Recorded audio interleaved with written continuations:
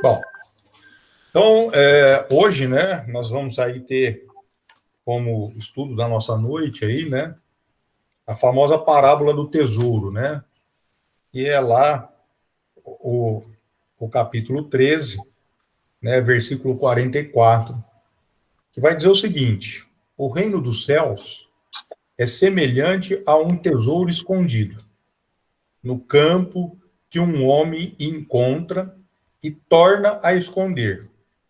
E na sua alegria vai e vende tudo quanto possui e compra aquele campo. Então, essa é a parábola de Cristo, que está lá em Marcos, né? Marcos ou Mateus, né? Mateus, acho que é, né? Mateus 13, 44. Eu gostaria de pedir a liberdade do Chamelete e fazer uma coisa diferente hoje. Pedir para que as mulheres começassem hoje. Sempre, às vezes, sou eu, você ou o Flávio, eu gostaria que alguém se habilitasse aí e desse o pontapé inicial, né, em relação a essa parábola, e a gente vai buscando aí depois contribuir com o que cada um de nós acabou vendo, né? Provavelmente alguém conseguiu ver uma coisa, outra conseguiu ver outra, e assim sucessivamente. Eu acho que todo mundo vai contribuindo, fica bem interessante. Quem é que vai se habilitar aí?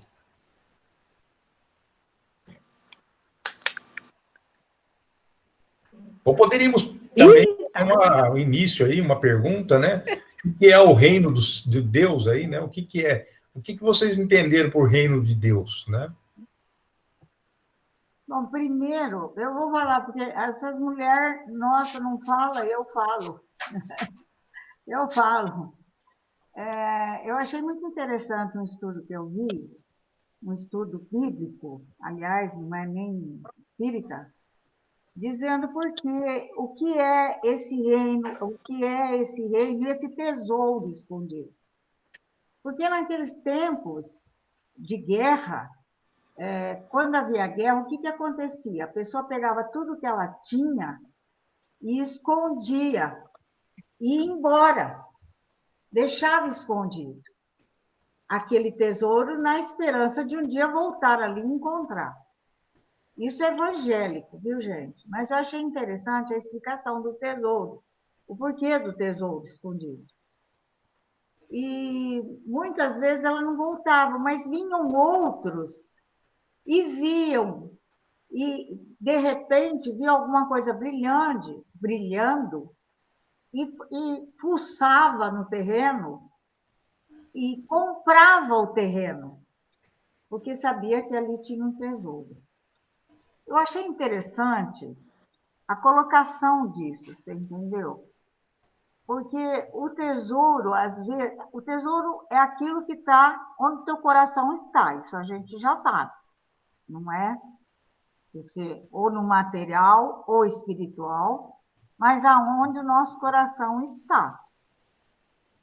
E é nesse a opção é que Deus nos deu, e Jesus, com relação ao nosso livre-arbítrio. Você escolhe o que você quiser. Essa escolha, você vai ter sofrimentos ou você vai ter felicidade, dependendo da onde você depositou, para onde você dirigiu o seu tesouro. Não sei se eu estou certa, mas em miúdos seria isso daí. Agora coloco para vocês aí a discussão, ver se acrescentou alguma coisa. E aí, alguém se habilita? Quer falar alguma coisa, Chamelete? Vamos lá, né? Agora não é mais o grupo feminista. Gente, imaginem o seguinte diálogo, tá? Uma pessoa, eu, por exemplo, chego a um portal, uma pessoa me atende, eu digo o seguinte: cheguei, aqui é o reino de Deus. A pessoa responde: sim, é aqui mesmo. puxa, posso entrar? Estão me aguardando, eu fui chamado. A pessoa fala, não, delicadamente, gentilmente, fala, não, você não está nem preparado, nem vestido a caráter para entrar no reino de Deus. Eu digo, puxa, mas andei tanto tempo para chegar, agora que eu cheguei, me oriente, como é que eu me preparo? Quais são os trajes necessários? E a pessoa, muito gentilmente, me diz, inicialmente, precisa entender que existe um lugar, existe uma condição, especificamente, né, não um lugar, uma condição de paz espiritual que nós podemos almejar, nós podemos buscar. Após esse entendimento que existe essa possibilidade, tem que procurar melhorar as suas imperfeições, aparar essas arestas dos apegos, das paixões, de tudo que existe de ruim em todos nós. É sentido de evolução, é um despertar de consciências. E a partir desse momento que existe esse entendimento, isso se torna uma constante, se torna realmente uma situação ininterrupta, que não se volta mais atrás. É um ponto em que, uma vez descoberto que existe essa possibilidade, não se volta mais atrás. E essa procura tem que ser persistente, tem que ser constante. Ora, onde fica? Quais são as condições de pertencimento? Como entrar? Como permanecer? Como é? Como que Jesus definiu? Presta atenção, como que Jesus definiu o reino de Deus? O reino de Deus a Sócrates, naquela época, ele passaria pela sua peneira. Ele perguntaria, esse reino de Deus é bom, é útil, é verdadeiro? Existe realmente? Então, aqui no Mateus 13, Mateus 13 tem inicialmente a parábola do semeador, depois a parábola do grão de mostarda, depois a parábola, uma outra parábola, do joio e do trigo. Aí começa, no 44, essa parábola que foi lida, que é a parábola do tesouro. O sujeito achou um tesouro. Ele foi correndo vender tudo que tinha por causa desse tesouro, que é o reino de Deus. Porque é importantíssimo. Aí, o reino de Deus, Jesus fala ainda, é também a semelhança a um negociante que buscava pérolas, e encontrou uma pérola maravilhosa, a pérola mais importante que existe. Vendeu tudo que tinha por causa daquela pérola. E ele diz, então, ainda, no 47, finalmente o reino dos céus, ele fala céus, né? É semelhante a uma rede que foi jogada ao mar por pescadores e que essa rede trouxe peixes bons e peixes ruins.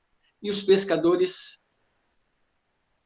separaram os peixes bons e os peixes ruins devolveram ao mar. Então, dessa leitura, eu vou repetir essa parte aqui. Como que Jesus definiu o reino dos céus, o reino de Deus? Câmbio.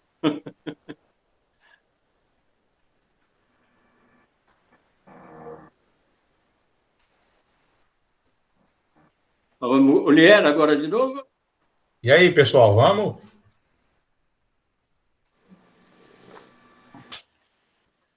Zé, faz de novo a colocação que você fez, fazendo um favor, eu não entendi. A última colocação é o seguinte: como que Jesus definiu o reino de Deus? Como Jesus definiu o reino de Deus? Isso. Como você já falou, como é que nós entendemos o reino de Deus? Você já falou. Né? Sim. Tá? Então, essa é a pergunta que nós temos que discutir. Onde está a separação? Na casa do meu pai tem muitas moradas? Não. Seria?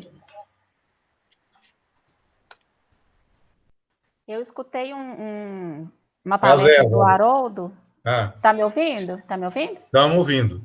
Não, seria na casa do meu pai tem muitas moradas? Seria assim essa definição? Ou não? Nesse momento, entendo que não. Eu também acho que não. Completa, Ana. Completa. Eu estava ouvindo uma palestra do Haroldo Dutra Dias sobre o reino de Deus, e ele repete em vários momentos da palestra. Ele vai citando, né, histórias de Jesus e diz que o reino de Deus é a obra divina no coração dos homens. E tudo que ele vai contando, todos os casos que ele vai contando, ele sempre repete a mesma frase. E é aquilo que você falou, né? O coração. Eu também acho.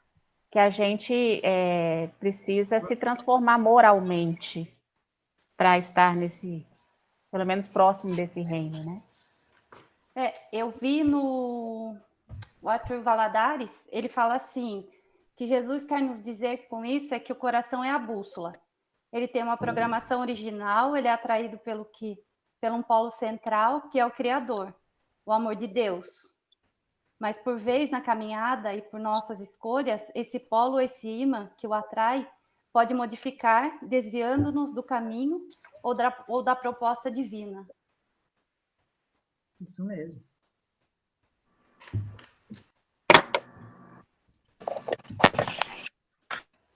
Veja só, eu acho que a gente precisa meio que dissecando essa parábola, né?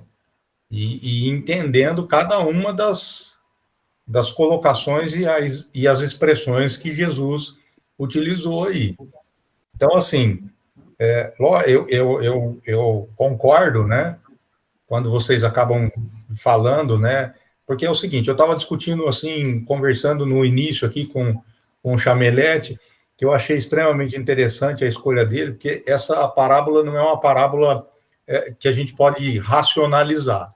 É uma parábola que traz uma questão sentimental, é um sentimento, é profundo sentimento isso aqui. Não dá para racionalizar, porque nós não chegamos em lugar nenhum. Se a gente partir da premissa que o reino de Deus é um local, nós já vamos dizer assim, aqui no nosso jargão popular, trombar o caminhão, né? Quando Jesus diz o reino dos céus, né, o reino de Deus é semelhante, na verdade, ele está querendo dizer, nos chamar a atenção, não para um lugar, né? Não necessário, não é um lugar o reino dos céus.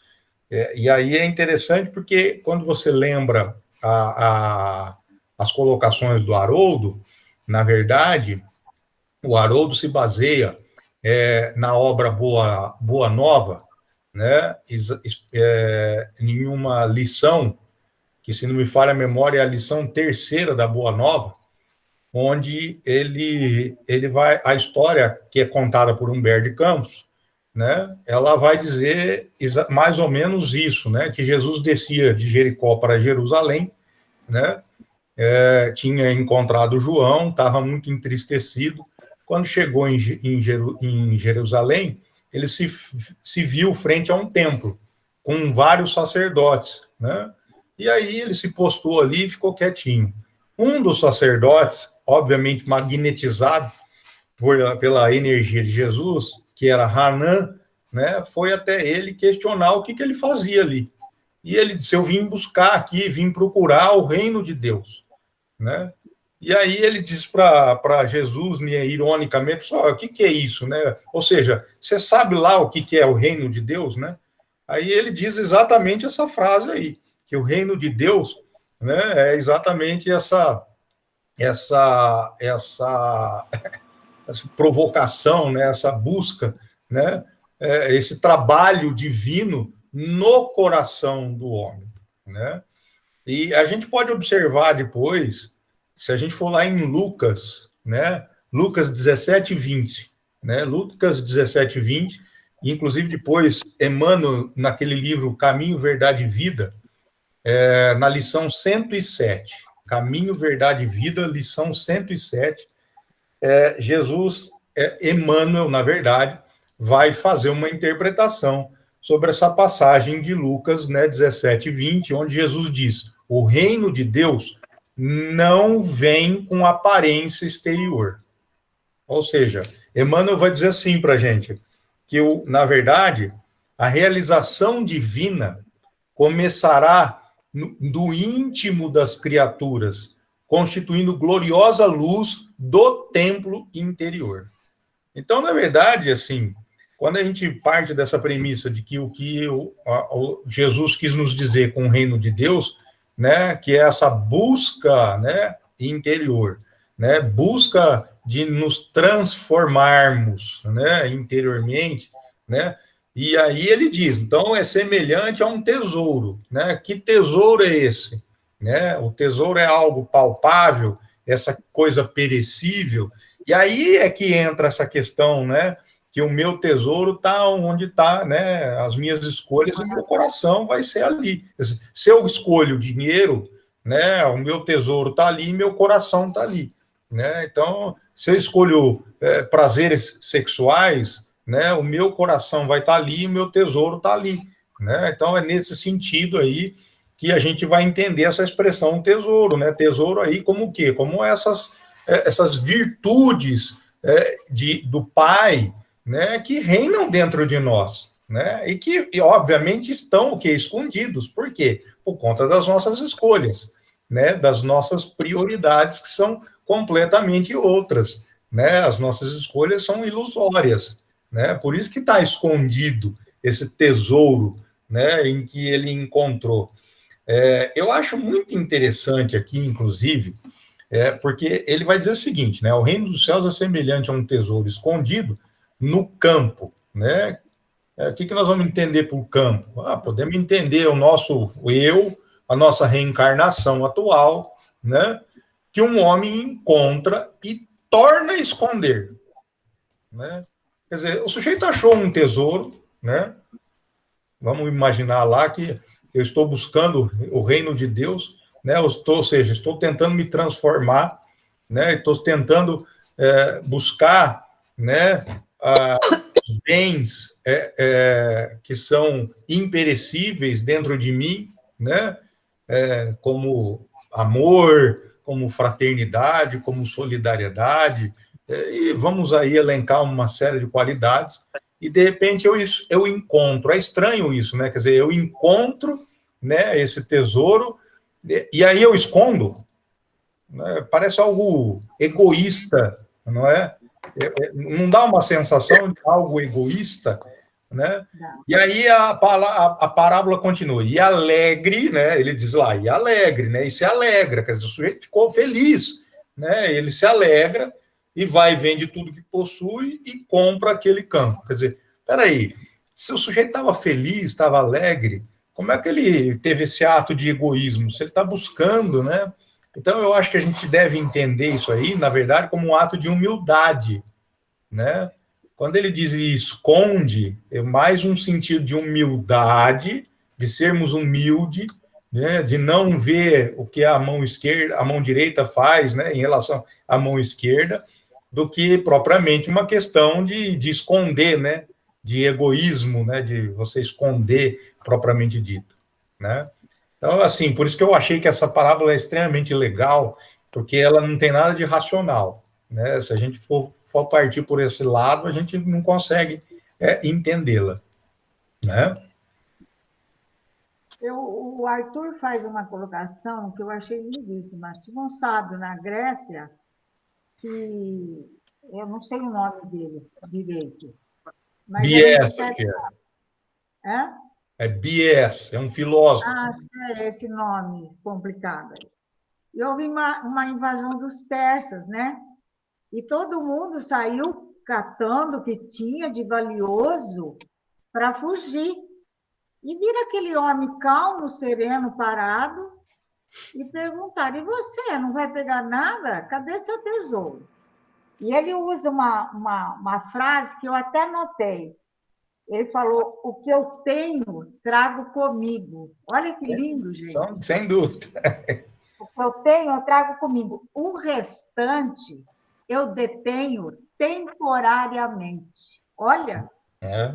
Eu acho que resume tudo, né? São as nossas escolhas, né? São o que nós escolhemos, né? Nós sempre fazemos escolha por aquilo que é perecível, né? Sempre. Aliás, ele continua, Hierta, aí brinca, né? Porque ele brinca e diz assim: se você ficar sabendo que você amanhã morreria, o que você faria, né? Quer dizer, se perguntasse hoje um anjo abaixasse aqui e falou: amanhã sua passagem vai chegar e você vai ter que ir embora, o que você faria, né? Com certeza nós todos aqui sairíamos correndo para resolver algum problema, né? Não posso deixar isso, tem que fazer isso, tem que fazer, tem que deixar aquilo outro. Por quê? Porque nosso tesouro está aí. Nosso tesouro está aí. Aliás, a Cristo foi perguntado a ele. Um dos discípulos perguntou para Cristo, né? Senhor, se o senhor morresse, né, hoje, amanhã, o que o senhor faria? Né? Ele estava mexendo no jardim lá, assim, mexendo umas coisas. E aí o discípulo ansioso para saber o que o Cristo faria se ele soubesse que morreria ou no fim da tarde ou no outro dia cedo, né?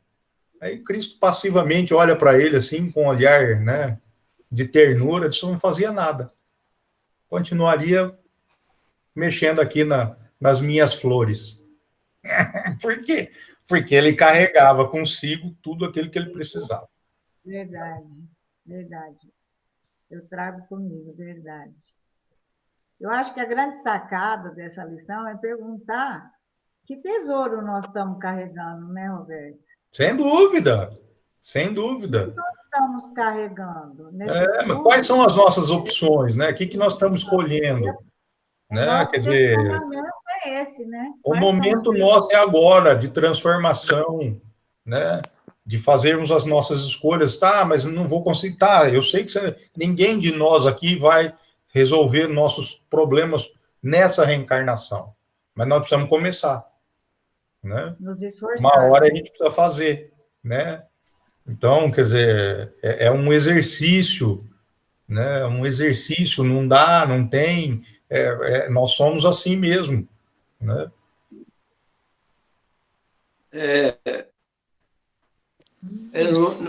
Depois de contar todas essas parábolas, no versículo 51, Cristo pergunta aos discípulos: entenderam todas essas coisas? Eles dizem que entenderam. Aí ele acrescentou: por isso, todo escriba experimentado no reino dos céus é semelhante a um pai de família, que do seu tesouro tira coisas novas e velhas. Aquele tesouro que foi dito agora há pouco aí, aquele tesouro que foi achado e foi enterrado novamente. Carlos Torres Pastorinho diz que isso é a nossa sabedoria. A nossa sabedoria antiga é o tesouro velho e a nossa sabedoria nova. Quer dizer que quando nós um dia estivermos no reino dos céus, no reino de Deus, nós teremos essa sabedoria antiga, uma sabedoria nova, uma coisa nova. E não podemos, com humildade, desprezar toda aquela sabedoria que foi usada na nossa evolução. Certo? Esse pai de família, que ele diz, o pai de família é aquele que já tem uma constituição intelectiva, uma condição espiritual já avançada, que produz frutos, que produz filhos, que produz obras em geral. Então, essa é o que nós estamos realmente concordando com tudo que foi dito mesmo. Nós estamos acumulando a nossa bagagem, a nossa sabedoria. Não é uma sabedoria só de matemática, porque não é isso, não. Isso é inteligência, isso é cultura. A sabedoria é espiritual, especificamente espiritual. É o que Paulo fala, né, Chamelete? É largar o homem velho e procurar o homem novo, né? Uhum, exatamente.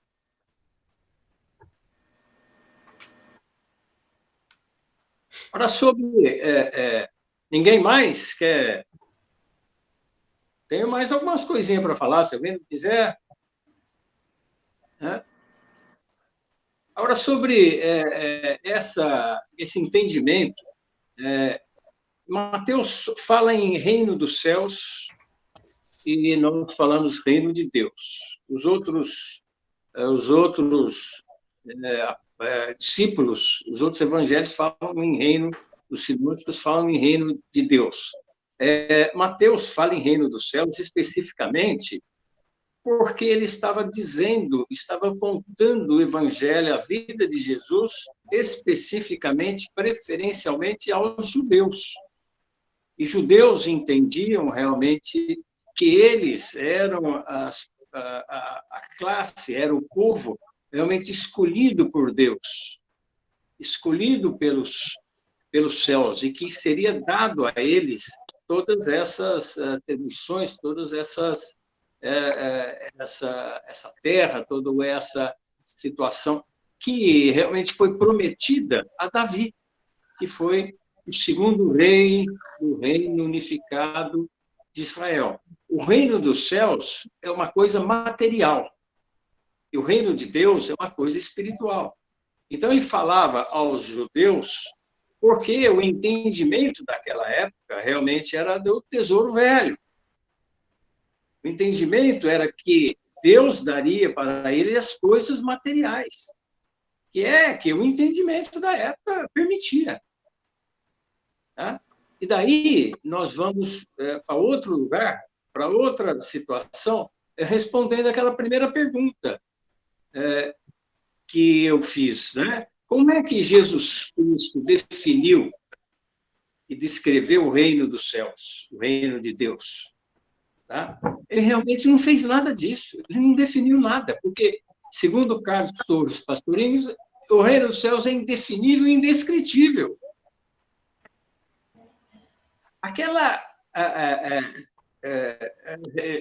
Jesus fez apenas comparações. Imagine, por exemplo, no começo desse capítulo 13, ele começou a falar palestras, fez uma porção de palestras, 3 palestras especificamente, para o povo em geral. Depois ele se recolheu e fez mais 3 para os discípulos, que eram aquelas pessoas que estavam realmente um pouco mais preparadas para receber uma instrução diferente. Agora, imaginamos nós, então, aquele tropel de pessoas que ficavam junto com Jesus. O que era para ele o reino de Deus? O que eles sentiam para ele? Nem todos aqueles que estavam com Jesus queriam o alimento espiritual. Eles tinham muita fome. Eles estavam à esperança, seguiam Jesus na esperança que ele multiplicasse mais pães, distribuísse mais peixes. Para eles, então, seria o reino de Deus. Aquilo que Jesus Cristo estava prometendo. Eles esperavam isso. Outros que estavam ali estavam esperando a cura. O cego de Bartimeu, o aleijado, o coxo, o paralítico, todos esses estavam esperando um milagre para a cura dos seus problemas de saúde. Então, para esses, o reino de Deus que Jesus falou, era isso. Né? Então, conforme a nossa evolução espiritual, nós vamos tendo esses tesouros velhos, vamos passando para tesouros novos. Esses tesouros nós vamos enterrando, mas não esquecendo dele. Enterrando dentro do nosso conhecimento. Isso é a base realmente do nosso conhecimento. Porque sem os tijolos do alicerce, nós não construímos a nossa torre, nós não construímos a nossa casa mental. De maneira alguma.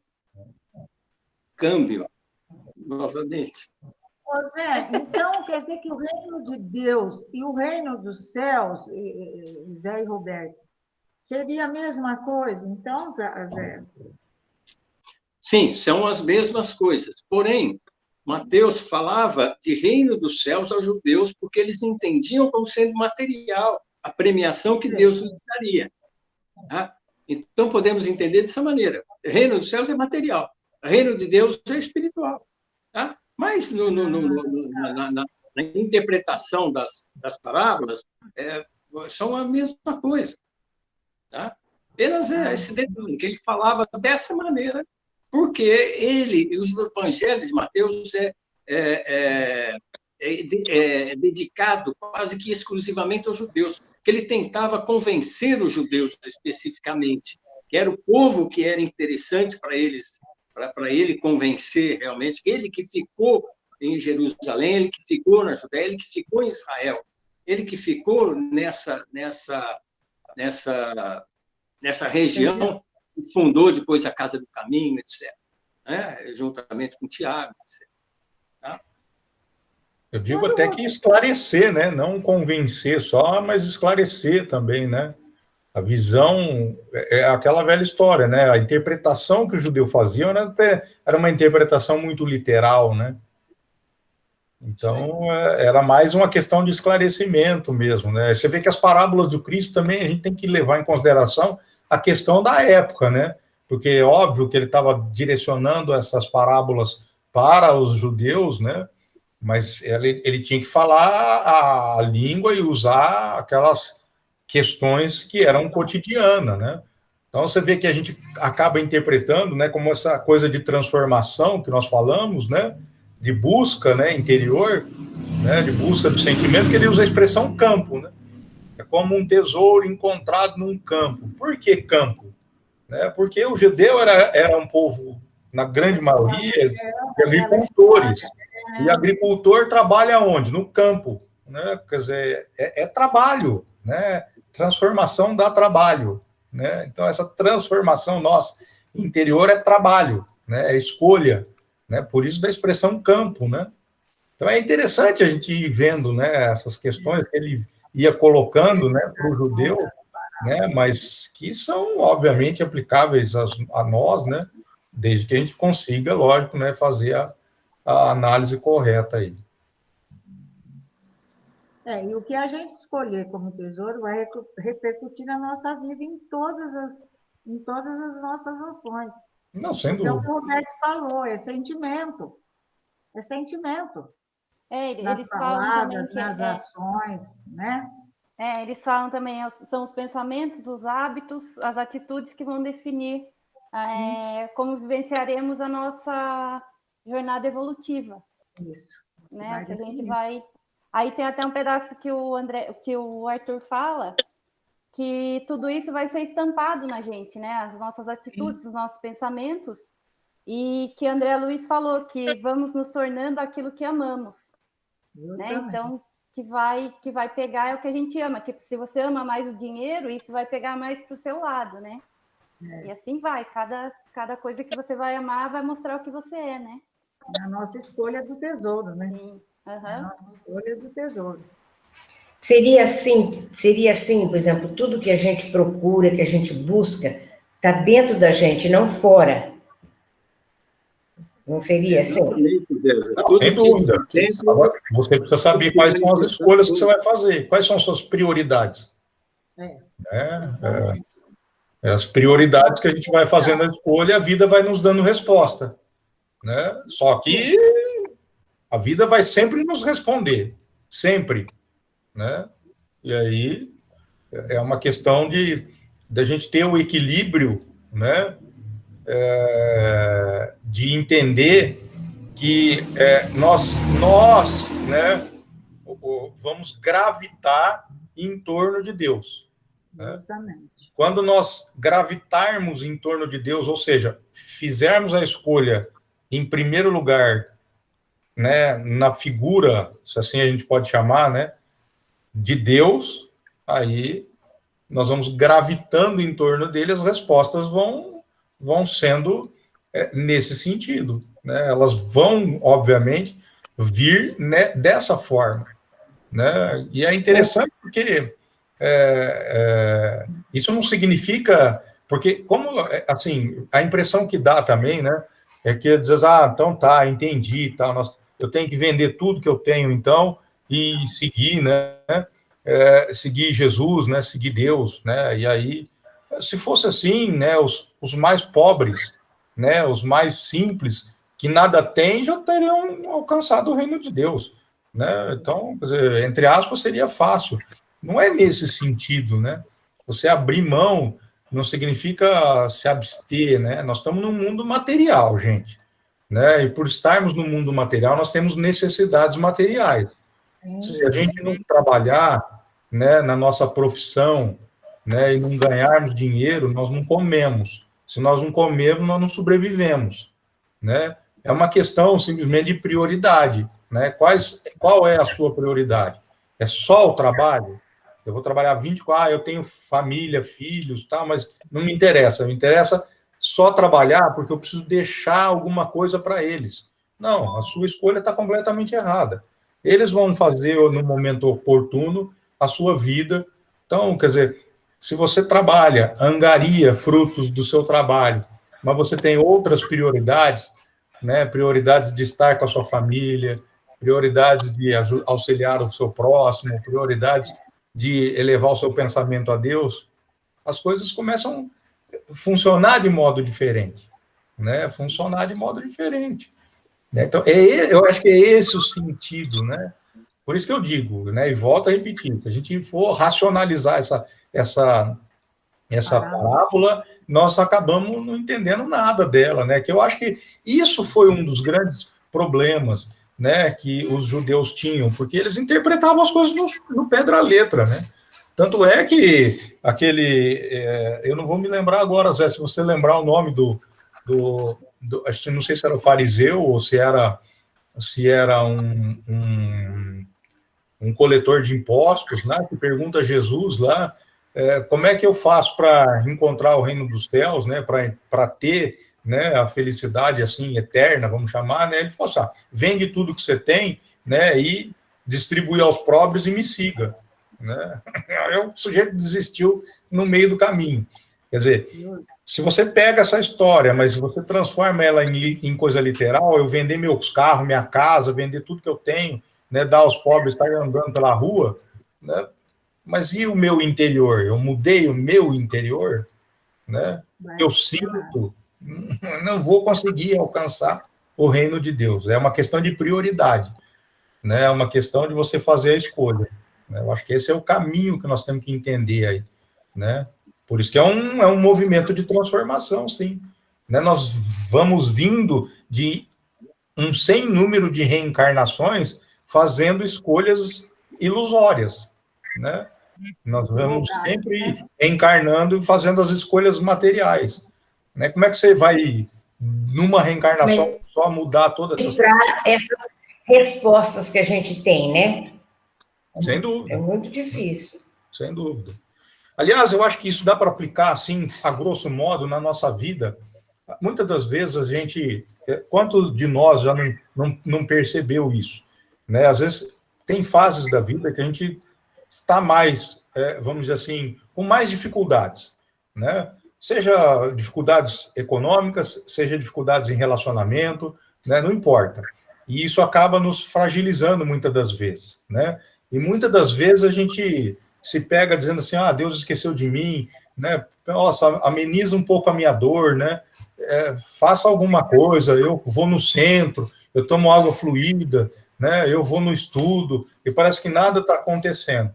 Nada está acontecendo, sabe por quê? Porque você continua agindo do mesmo modo. Ou seja, se você não mudar o seu jeito de ser, nada vai acontecer. O primeiro passo é nosso. A hora que a gente consegue entender que o primeiro passo é nosso, eu preciso mudar primeiro, para que eu tenha a resposta de Deus, e ela vai dar, né? Ela vai dar. Aliás, foi você, né, Chamelete, que interessante, que pôs aquela pintura do Moisés. Moisés? De Deus e Adão, né? Abrão. Da mão.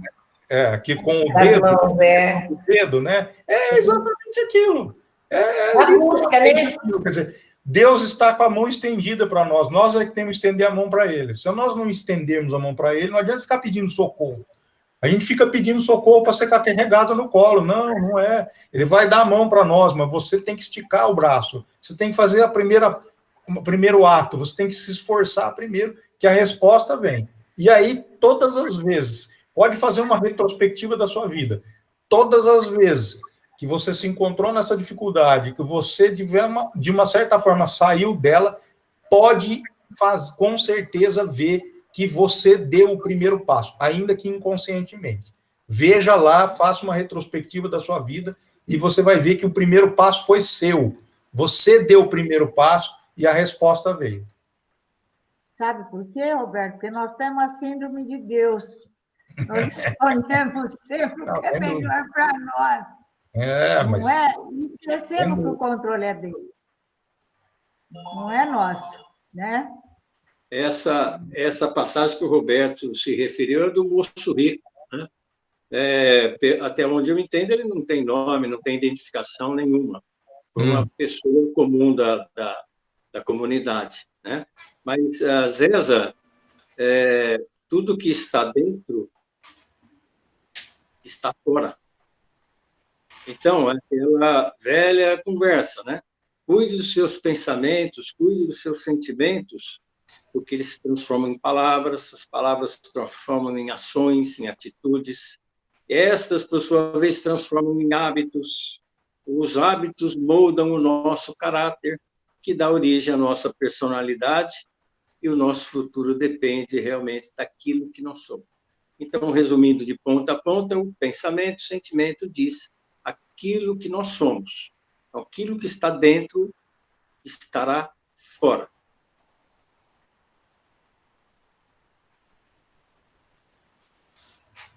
Alguém mais? Eu quero falar. Então vamos lá, Regina. Eu quero perguntar depois do negócio, mas... Algumas pessoas têm me perguntado, eu peguei o Covid, estou sofrendo demais. O que Deus está querendo me mostrar?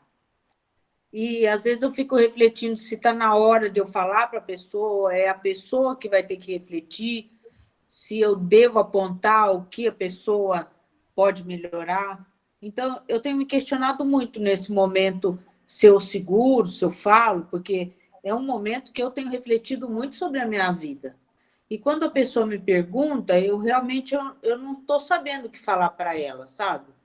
Muitas pessoas convivem comigo e eu sei muito do que ela pode mudar e o que ela deve mudar.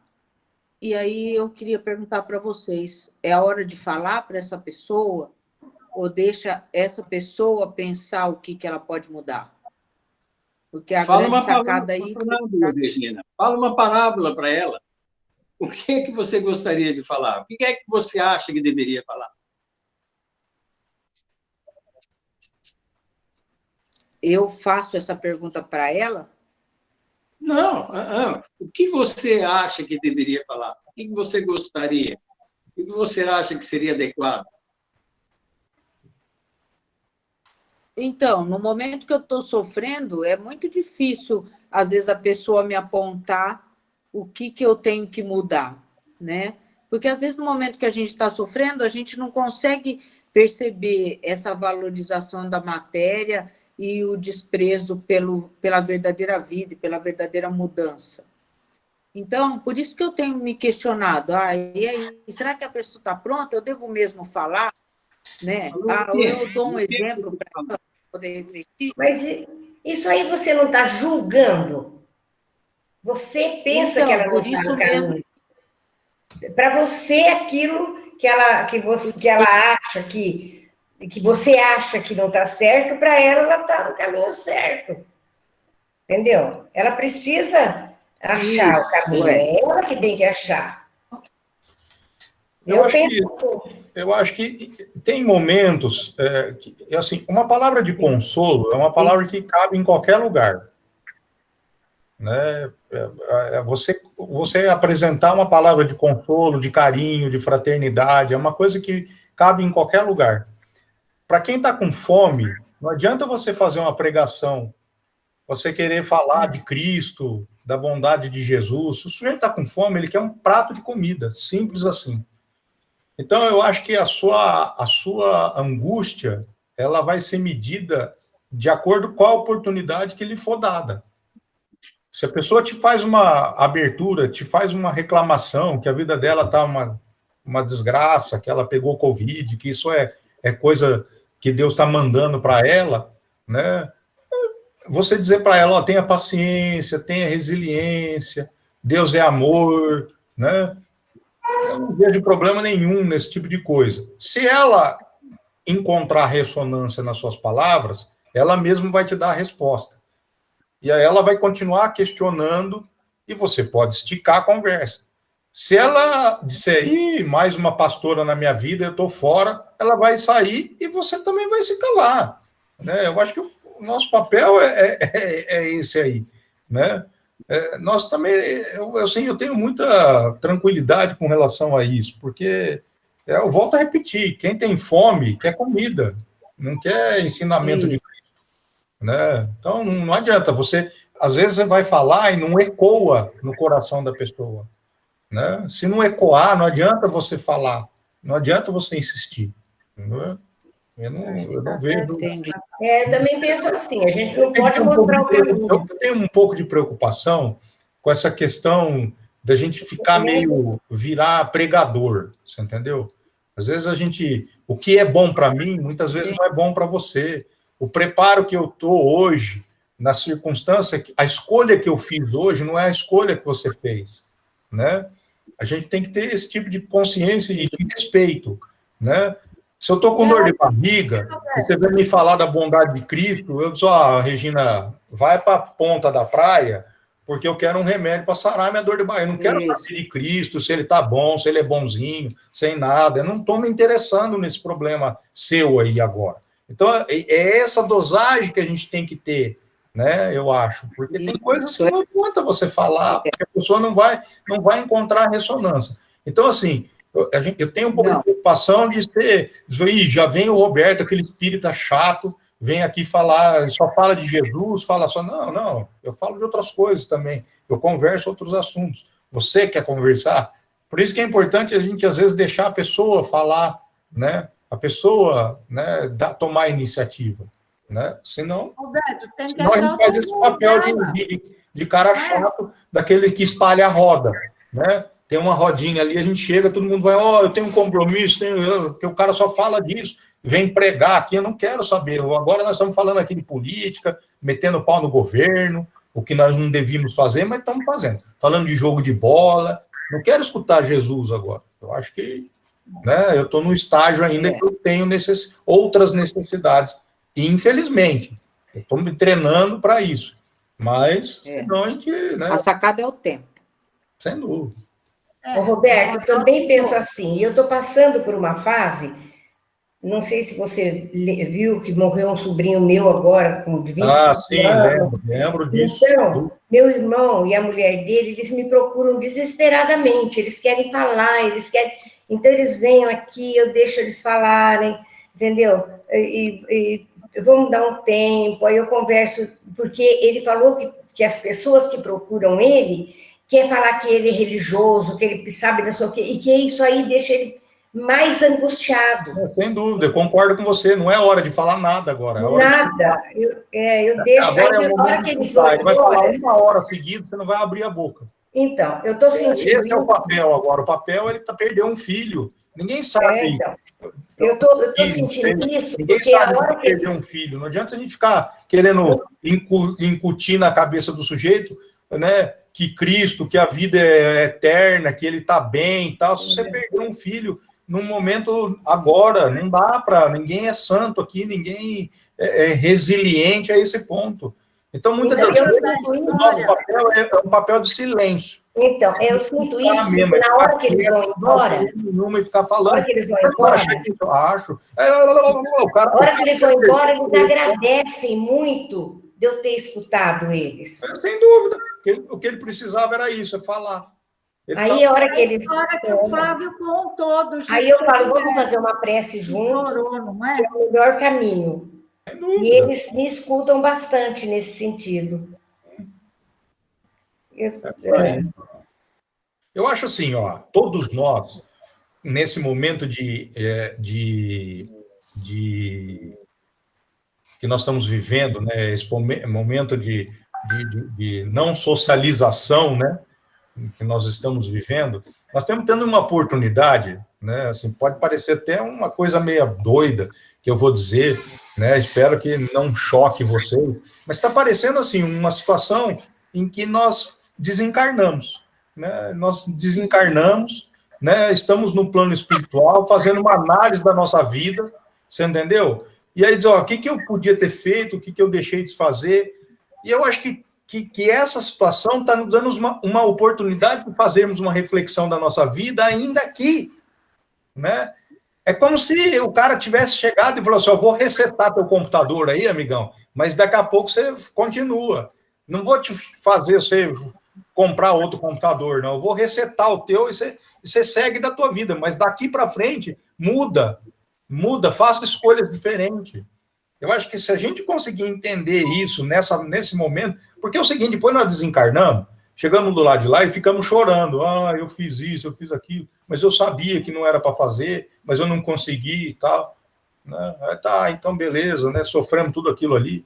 Aí voltamos de novo, fazemos a mesma coisa. Quer dizer, eu acho que assim, a gente está tendo essa oportunidade de fazer essa reflexão, né? De fazer essa reflexão, de enxergar as coisas de modo diferente, né? E aí é a hora de, quando a gente voltar a socializarmos, se assim é possível dizer, né? Pessoalmente, não mais virtualmente, né? Colocarmos isso em prática, né? Fazermos novas escolhas, né? Aproveitarmos essa oportunidade de buscarmos o nosso tesouro, né? Eu acho que a ideia é exatamente essa, né? Com certeza. Eu queria fazer uma pergunta, mas assim, técnica. Quando vocês fazem a citação das parábolas, da palavra de Jesus, o que vocês usam para ler? Porque eu percebo, tanto que o Roberto e o Zé fazem as citações. Qual livro espírita? Porque eu peguei a Bíblia hoje. Ah, Eu usei a Bíblia. Mas qual que vocês usam? Eu vou muito naqueles livros psicografados pelo Chico, por Emmanuel, porque o Emmanuel, ele fez muitas análises a respeito das parábolas de Jesus. Então, Boa Nova, Caminho, Verdade e Vida, Vinha de Luz, né? Todas essas obras são uma citaçãozinha, né? Tem lá um pedacinho, um trechinho da parábola, e aí depois tem a interpretação de Emmanuel a respeito daquela parábola. Tem outros livros também, Pensamento e Vida, tem Estude e Viva, né? Então, tem algumas obras que você vai encontrar, né? Essas questões aí, essas análises e tal, né? Eu acho que é interessante, que nem muitos fazem aí, às vezes até eu faço isso. Só que a gente tem que tomar cuidado, assim, no sentido de quem a gente está buscando. Então, por exemplo, eu percebo aqui que muita gente, por conta desse tempo que a gente está tendo, e isso é ótimo, muitos conseguem ver palestras. Palestras, às vezes, são longas, 50 minutos, 1 hora, tá? Aí, vê palestras do Arthur Valadares, legal. Vê palestras do Haroldo Dutra Dias, legal. Tem o Carlos Bacelli, né? Então, assim, a única coisa que a gente precisa ver é tomar cuidado com qual dos palestrantes nós estamos escolhendo, como as obras. Eu também tenho muito cuidado com as obras. A obra, para mim, são as obras do Chico Xavier, né? Alguns outros autores, né? Eduardo Guimarães Andrade, né? Tem aí, tudo bem, Leon Denis, né? Os clássicos, né? O próprio Allan Kardec, sem dúvida nenhuma. Mas, assim, eu não fico muito... eu tomo muito cuidado, a gente tem que tomar muito cuidado com essas obras, né? Com essas coisas novas que estão surgindo aí, umas histórias mirabolantes, a doutrina está aqui. Eu acho que você não entendeu a minha colocação.